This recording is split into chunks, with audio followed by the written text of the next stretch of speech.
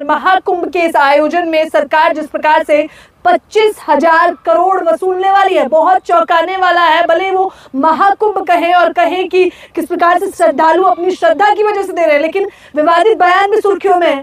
साक्षी महाराज का बयान हो, चंद्रशेखर आजाद का बयान हो या अन्य किसी नेता का। बताइए अमित शुक्ला जी कैसे देखते हैं? इनसे बात करना मुझे लगता है हमेशा मेरे लिए बेहद दिलचस्प रहता है। बताइए शुक्ला जी। सबसे पहले मैं 150 करोड़ जनता को 150 करोड़ जनता को भारत के अंदर हो रहे 144 वर्ष बाद जो एक संयोग बनता है ना महाकुंभ की शुभकामनाएं देता हूं। सभी को स्नान करने का कहता हूं कि जिसकी जिसकी इच्छा हो स्नान करे। आप बात करते हैं कि सवाल का जो आपने पूछा ना कि इतने सारे नंबर तो मैडम ने ही बता दिए। अगर आप देखा जाए इतना सारे नंबर बता दिए। आपने कहा एक विवादित, सबसे ज्यादा विवादित मुझे लगता है सुर्खियों में रहा है चंद्रशेखर का बयान। ठीक है, और उस बयान में गलत क्या है? सभी कहते हैं भाई गंगा में नहाओ पाप को धो, तो हम तो इस बात को स्वीकार करते हैं, हमें कोई इसमें दो राय नहीं है। अमित शुक्ला तो पर्सनली कहता है कि हाँ भाई पाप धुलने के लिए गंगा है, मन को निर्मल करने के लिए गंगा है। ठीक है, अब बात करते हैं जो चंद्रशेखर ने दूसरी बातें भी कही हैं, जिसे ये जो बाकी भांड मीडिया है ना, जो बाकी भांड मीडिया है, नॉट यू, आप आवाज उठाते हैं, मेरे को अच्छा लगता है आपसे बात करना और आपसे उस लहजे में बात करना जिस लहजे में दुनिया तक बात पहुंचे। तो मैं भांड मीडिया को बता दूं, उन्हें यह बताना चाहिए कि गंगा सागर के आसपास जो संगम एरिया है वहां पर रेत है। उस रेत पे पानी की व्यवस्था कर देना, पानी की लाइन बिछा देना, मेडिकल सुविधा दे देना, वहां पर अल्ट्रासाउंड जैसी सुविधाएं हैं, आईसीयू जैसी सुविधाएं हैं, 23 कमरों का अस्पताल है। मतलब सोचो 6 महीने के अंदर अगर सरकार की मंशा थी एक बंजर भूमि पे जहां पर पानी नहीं है, हगने की जगह नहीं है, बैठने की जगह नहीं है, कुछ भी करने की जगह नहीं है, वहां पर वो 5 स्टार लेवल की और एक अच्छे लेवल की, मतलब अच्छे लेवल की वहां पर कह रहे हैं संतों के लिए वीआईपी कल्चर हो रहा है। मैं बुरा नहीं है, सबके लिए होना चाहिए, मैं इस बात को मना नहीं कर रहा हूं, लेकिन मैं कह रहा हूं जो सरकार सक्षम है 6 महीने के अंदर कुछ भी बड़ा करने के लिए, 6 महीने में कुछ भी करने के लिए सक्षम है। आप सोचिए, तो वहां पर उस एंगल पे देखिए कि सरकार अगर चाहती तो 5 साल 10 सालों के अंदर भारत की कायाकल्प कर देती, शिक्षाएं अच्छी कर देती, अच्छे स्कूल बना देती, अच्छी क्लासरूम बना देती। जो पेन है 5 रुपए का, उस पर 18% जो जीएसटी लगता है, जिसमें ये कहा गया ना शिक्षा वो शेरनी का दूध है जो पिएगा वो दहाड़ेगा। तो बस उसी तरह से उसे पीने से और दहाड़ने से रोको, आपकी कलम को छीन लो ताकि आप अच्छा लिख ना पाए। ठीक है, लग्जरी टैक्स में आता है और कितनी जगह वसूली कर रहे हैं, ये अपने ठिए कितने महंगे महंगे बेच रहे हैं और क्या दिखा रहे हैं, एक एंगल क्या दिखा रहा है कि इतने करोड़ लोग आएंगे, अगर चना चाट भी बेचोगे तो इतना कमा लोगे। भाई मेरे, उसी चना चाट की दुकान में जैसा आईसीसी की कुर्सी छोड़ के आ करके अपने आप का कोई चाट का ठेला लगाएगा, या राजनाथ सिंह का बेटा आकर के विधायकी छोड़ करके कोई वहां पर ठेला लगाएगा। ये आपको दिखा रहे कमाना चाहो तो आप पकौड़े बेच के और कोई सुविधाएं दे करके ना आप पैसा कमा सकते हो। इनकी मंशा अलग है। हर बार जो है विपक्ष के नेता आए दिन आस्था को ठेस पहुंचाते हैं। क्या चंद्रशेखर आजाद ये कहना चाहते हैं कि योगी और मोदी जी पापी हैं इसलिए वो पाप धोने जा रहे हैं? नहीं, उनका कहने का मंशा ये नहीं है। उन्होंने भाई देखो, एक आदमी अलग लड़ाई लड़ रहा है, वो अपने दबे कुचले वंचित लोगों का, जिनको कोई सुन ही नहीं रहा है, उनके लिए वो लड़ाई लड़ रहा है। अब वो जाकर के वहां पर कहते हैं हर जल में गंगा है, उनको स्नान तो रोज करते होंगे, मन की श्रद्धा होनी चाहिए। और ये हिंदू धर्म में कहा भी है कण कण भगवान विराजमान है, तो वो अपने लोगों में अपने भगवान को ढूंढ रहे हैं, अपने लोगों के लिए काम कर रहे हैं। तुम भी करो उनके लिए, तो उनके पास भी फुर्सत रहे। कोई तो जग रहा है ना अपने आदमी के लिए, तो वो जग रहा है, कर रहा है। मैं तो ऐसे निष्ठावान आदमी की तारीफ करता हूँ कि जिस आदमी ने उस एंगल को ढूंढ के दिखाया। मैंने बताया ना कि भाई उन्होंने तो ये कहा है कि अगर इनकी मंशा होती तो उस रेत के ढेर पे इन्होंने इतनी बढ़िया चीजें कर दी, तो हर जिले में, हर कस्बे में एक अस्पताल, एक स्कूल, एक सुविधाएं वो देते। तो एंगल ढूंढिए ना, आप गलत ही क्यों ढूंढ रहे हो? जैसे मैं विपक्ष वालों को भी कहूंगा कि सारे काम मोदी जी बेकार नहीं करते, सारे काम मोदी जी बेकार नहीं करते, वो कुछ काम अच्छे भी करते हैं। अडानी से जाके पूछिए, ठीक है, अंबानी से जाके पूछिए, बड़े बड़े उद्योगपतियों से जाके पूछिए। ठीक है, ऐसे ही सारे विपक्ष के लोग गलत बात नहीं कहते हैं, वो अच्छे एंगल ढूंढते हैं, उनकी मंशा जाके चेक कीजिए। ठीक है, 2 लाइन, एक बहुत प्यारी लाइन है, रोको मत जाने दो, मतलब रोको मत जाने दो, एक रोको मत जाने दो, दोनों में अंतर है।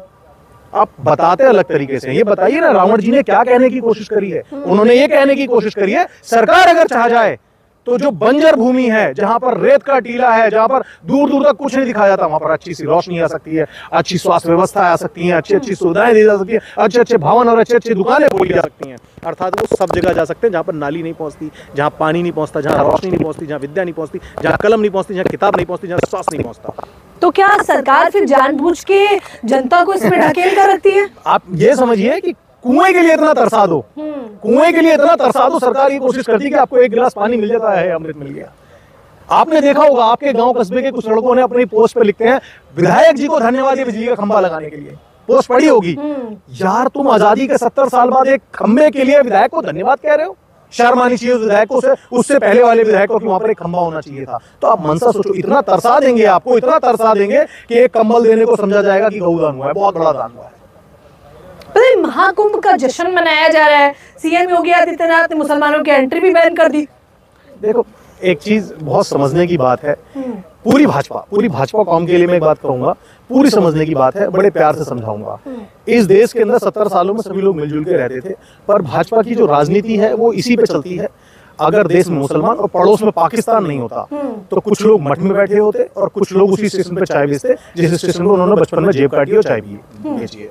पता ये कह रहे हैं कि चंद्रशेखर ने कहा महाकुंभ की आवश्यकता उन्हें है जो धर्म की राजनीति कर रहे हैं, मैं तो कर ही नहीं रहा हूँ, मेरे लिए तो शिक्षा स्वास्थ्य रोजगार जरूरी है। तो जो जिस तरह की राजनीति कर रहा है, अरे इन भक्तों ने, इन फलाने के भक्तों ने उनको किस मुद्दे पे वोट दिया था, किस मुद्दे पे वोट दिया था, उसी मुद्दे के वो काम को कर रहे हैं। पर वो उसी भक्त जाएं गंगा स्नान करें, स्नान करने के बाद उन्हीं नेताओं से एक पोस्टर और अपने एक ट्वीट और एक वीडियो के जरिए पूछे, साहब इस रेत में तो तुमने बना दिया अस्पताल, मेरे मोहल्ले में कब बनाओगे ना, पूछे ना। साहब यहाँ पर फ्री अल्ट्रासाउंड की सुविधा दे दी, मेरी पत्नी जब गर्भवती होगी तो उसको फ्री अल्ट्रासाउंड मिलेगा क्या?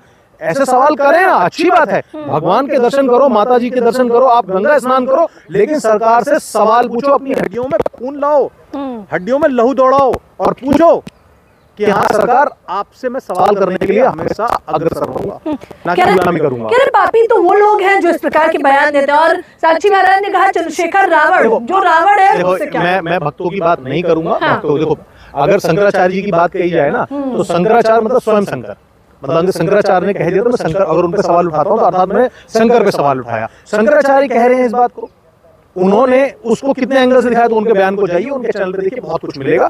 मैं एक सिर्फ सिंपल एंगल में कहूंगा, किसी की भी भावना हाथ नहीं करनी चाहिए। हमारा देश धर्मनिरपेक्ष देश है और हमारा देश सेक्युलर देश है, सभी को अपना धर्म मानने की और अपने धर्म की अच्छी तरह से व्यवस्था करने की छूट है। लेकिन साथ साथ उस चीजों को एग्जाम्पल के लिए हम रख रहे हैं कि अगर कुंभ में ऐसी व्यवस्था की जा सकती है जिस व्यवस्था की हम तारीफ करते हैं, तो पूरे भारत में ऐसी व्यवस्था की जा सकती है। और जो कि टैक्स का पैसा बहुत ज्यादा वसूलते हैं, एक आदमी के पैदा होने से लेकर के मरने तक, अर्थात जब आप सुबह उठते हैं, चाहे मैं उठा बात करूं, जिस बच्चे को पैदा होता है तो उसकी जब नाल काटी जाती है, जो ब्लेड है उसमें भी टैक्स लगा हुआ है। जो बच्चा जिस डायपर को पहनाया जाता है उसमें भी टैक्स लगा हुआ है। जब बच्चा थोड़ा और बड़ा हो जाता है, मतलब इसके बीच की दिनचर्या खत्म करता हूँ, मिल्क फूड वगैरह पे खत्म कर देता हूँ, जो अच्छे टैक्स की कैटेगरी में आता है। जब बच्चा स्कूल में तो उसकी पेंसिल से पेन पे भी, नोटबुक पे भी टैक्स लगा होता है। जब बच्चा सुबह ब्रश करता है तो उस ब्रश पे भी टैक्स लगा होता है, उस टूथपेस्ट पे भी लगा होता है, चप्पल पे भी लगा होता है। मतलब उसके टोटल कार्यक्रम की बात कही जाए, जो आदमी को लगता है कि मैं टैक्स तो भरता नहीं, मुझे क्या दिक्कत है। भाई साहब आप इनकम टैक्स से बच रहे हैं, बाकी स्लैब से तो थोड़ा ना बच रहे हैं। आप बिस्किट खिला रहे हैं, कुछ भी कर रहे हैं, तो सब कुछ। तो गवर्नमेंट जब एक आदमी से इतना तगड़ा टैक्स निकालती है तो उसके लिए थोड़ा बहुत तो कर सकती है। बताइए, सरकार आस्था के नाम पर 25,000 करोड़ वसूलना चाहती है। मैडम देखो, एक कमरा, चौंकाने वाला एक कमरा अब जो संगम नदी के घाट के पास 8,000 का मिल रहा है। मैम मैं यही बताऊंगा कि तेल तो तिल से निकलेगा, तेल तो तिल से निकलेगा। दो लोग हैं हमारे देश के अंदर, हाँ। एक आदमी है एडजस्ट कर लेगा किसी गरीब आदमी को। मैं एग्जांपल देता हूँ, दिल्ली से बिहार जाने वाली ट्रेन के अंदर जब आप डब्बों में जाएंगे तो राई की तरह लोग भर के मिलते हैं। एक टॉयलेट में, जो छोटा सा टॉयलेट होता है 2x3 का होता है, उसके अंदर 8-8 लोग, 6-6 लोग खड़े होते हैं। क्यों खड़े होते हैं? वो कहते हैं एक दिन का तो सफर है, एडजस्ट कर लेंगे। और जो अमीर आदमी है वो कहता है मैं खरीद लेंगे, एक ही दिन का तो खर्चा खरीद लेंगे। दोनों की मंशा समझिए, एक आदमी सक्षम वो कहता है कि खरीद लेंगे, जो अमीर है वो सुविधाएं खरीदेगा, और जो आदमी मजबूर है, गरीब है, वो एडजस्ट कर लेगा। वो इसी कॉन्सेप्ट में चल रहे हैं और उनकी आदत है कि तेल में से तेल निकलेगा। बाबू आओ, तुम्हारी आस्था में इतनी जगह देंगे, इतनी जगह देंगे, तुम जेब का कर्जा लेकर के आओगे, EMI करके आओगे। बेहतर है आप जाइए उन होटल को, जब लेंगे तो EMI का ऑप्शन ये आप और सर्च कीजिए। तो आदमी को डुबा इतना दो, इतना बैठा दो कि वो बस बैठा ही रहे जमीन के अंदर, दलदल में इतना फंस जाए कि पैर निकाल ना पाए। बताइए, रावण को क्या सच में इतना, एक बार शुक्ला जी ने मुझे समझाया था कि रावण को जितना बुरा दिखाया गया एक्चुअली वो ऐसा है नहीं। तो चंद्रशेखर आजाद को भी रावण कहा जाता है, साक्षी महाराज ने कहा ये तो खुद रावण है। तो रावण की परिभाषा क्या है? देखो, उन्होंने एक चीज बताया था कि रावण को समझने के लिए बड़े प्यार से मैं आपको बताता हूँ। रावण ने एक बार ना, जब सीता हरण करके जब वो अपने कुटिया में लिए आए थे, मतलब जिस जगह उन्हें रखा था वाटिका में, तो जब उन्हें लिए आए थे वो मंदोदरी के पास बैठे हुए थे, चिंता कर रहे बैठे थे। मंदोदरी ने देखा उनको, यार मतलब उन्होंने समझाया कि क्या हुआ, क्यों इतने चिंतित हो। तो उन्होंने बोला मैं ना इतने प्रयत्न कर चुका हूँ, और उन्हें श्राप था कि वो बेगर स्त्री की इच्छा से, मतलब उनकी इच्छा से उन्हें छू नहीं सकते। तो उन्होंने कहा कि आपने एक बार राम का भेष लेकर के क्यों नहीं उनको छला। राम का भेष लेते और चलते उनको ऐसा कर देते। तो रावण ने कहा क्या मैंने राम का भेष नहीं रखा होगा, मैंने राम का भेष बनाया, मैंने वैसा ही खराऊं पहने, वैसे ही वस्त्र धारण किए, वैसे ही आभूषण लिए, वैसे ही नैन नक्श सब कुछ लगाया, लेकिन जैसे ही मैंने राम का रूप रखा, सामने वाली जो सीता थी वो मुझे मेरी माँ नजर आने लगी। तो अर्थात कि रावण में भी बहुत अच्छी विद्वानता थी कि वो समझता था। तो वैसे ही जो हमारे रावण, चंद्रशेखर रावण है, उनके अंदर बहुत अच्छे से पता है, वो इतनी जल्दी छले नहीं जाएंगे। उन्होंने तो नकारात्मक नहीं ढूंढा, उन्होंने बताया कि जो कुंभ में व्यवस्था की जाएगी वो मेरे गरीब वंचित लोगों के लिए भी तो करी जा सकती है। आप क्यों गलत देख रहे हो? हक नहीं है क्या उनका? हक नहीं है। फिर बाद में ये कहते हैं कि एक समाज को तो एक तगड़ा तरीके से आप पीछे धकेल रहे हो, एक समाज को पुश कर रहे हो। तो भाई कंधा तो लगाना ही पड़ता है ना, किसी चीज को, किसी न किसी को तो आवाज बननी पड़ती है, तो वो बने हुए आवाज। तो योगी जी भी तो कह रहे हैं एक रहेंगे तो सेफ रहेंगे, नेक रहेंगे, बटेंगे तो कटेंगे। देखो ये दलितों का बहुजन क्यों बटा हुआ है? बिल्कुल सही बात है। मैं पूछना चाहता हूँ, जिस समय ये भारत, जैसे उन्होंने कहा ना, अभी उनसे बोला जाएगा तो हिंदू राष्ट्र की भी घोषणा वो करने वाले हैं, ऐसा लगता है उनकी बातों से, अभी कर देंगे वो, ऐसा लगता है। देखिए ना, उनके सारे भक्तों से मिलिए, हिंदू राष्ट्र हिंदू राष्ट्र हिंदू राष्ट्र। मैं कह रहा हूँ सभी मुसलमान भी आकर के हिंदू धर्म में आ जाता है। शुक्ला जी आपको नहीं चाहिए? 2 मिनट रुकिए, मेरे को नहीं चाहिए, मेरे को नहीं चाहिए। मुझसे मेरे देश के 29 करोड़ अगर मुसलमान नहीं झेले जा रहे हैं, 25 करोड़ मुसलमान नहीं झेले जा रहे हैं, तो अफगानिस्तान पाकिस्तान के मुसलमान में कैसे दिखाऊं? फिर तो मेरे देश के अंदर दंगे हो जाएंगे। ये बात समझे ना। मैं कह रहा हूँ सारे लोग मुसलमान हो जाते हैं, हिंदू हो जाते हैं, ये मुसलमान अलग चले पाकिस्तान चले जाते हैं। ये कहते हैं ना पाकिस्तान चले जाओ, इनका फूफा और इनके जीजा वीजा लेके बैठ रहे हैं, बांट रहे हैं वीजा, पाकिस्तान चले जाते हैं। मैंने कैलकुलेट कर लिया। आप मुझे बताइए, जितने हिंदू यहाँ पर रह गए, उनमें दलितों की, आदिवासियों की, वंचितों की क्या भूमिका रह जाएगी? उनको किस स्थान पे देखेंगे? मैं कह रहा हूँ सब हट जाए, सिर्फ ब्राह्मण बसते हैं, शुक्ला जैसे, शुक्ला त्रिपाठी वे जितने भी ब्राह्मण है ये बसते हैं। तो उसमें पता क्या होगा? कौन सा गोत्र है? कौन से पंडित हो तुम? हम सबसे ऊंचे पंडित हैं। मैडम जी, ये जो जातीय व्यवस्था है ना, इसे खत्म करना मुझे ऐसा लगता है असंभव सा दिख रहा है आज के टाइम में। और जो ये सोशल मीडिया का दौर आया है, जो इतना गंदा दौर आया है ना, ये तो और इतना बर्बाद करके बैठा पड़ा है, जो जातीय व्यवस्था को घोलता जा रहा है, इतना घोलता जा रहा है, इतना विष घोलता जा रहा है, इसमें ये बदलाव नहीं कर पा रहा है। एक तरफ एक इन्फ्लुएंसर कहता है, आपने कई इन्फ्लुएंसरों का देखा होगा, हिंदू हैं हम, और उसका दूसरी रील में कहता है ठाकुर ही कह दे, ब्राह्मण ही कह दे, पंडित ही कह दे। अरे यार, तुम एक तरफ तो कह रहे हो हम सभी हिंदू हैं, और फिर उसका तुम अपनी जाति को श्रेष्ठ बताने लगते हो। दिक्कत इस बात की नहीं है कि आप अपनी जाति को श्रेष्ठ बता रहे हो, दिक्कत इस बात की है कि आप दूसरे की जाति से घृणा कर रहे हो। बताइए, अमित शुक्ला जी ने, मुझे लग रहा है कि पूरी पोल पट्टी भी खोल दिया। अच्छा, महाकुंभ पे एक लाइन कहेंगे तो क्या कहेंगे? खुशी तो होगी, इतना बड़ा जश्न है। मैं तो बिल्कुल खुशी है, और मैं सरकार से ये अनुरोध करता हूँ कि कृपया करके आप अपने भक्तों की आंखें खोलिए। जितनी अच्छी व्यवस्था आपने महाकुंभ में दी है, आप इससे 10 गुना अच्छी व्यवस्था और दीजिए, हमें इस बात से कोई एतराज नहीं है। परंतु किंतु जब ये कुंभ बीत जाए तो ऐसी ही सुविधाएं मेरे गली मोहल्ले, मेरे गांव में पहुंचा दीजिए, मेरे दलित भाइयों के पास तक पहुंचा दीजिए। बस मैं इतना ही चाहता हूँ।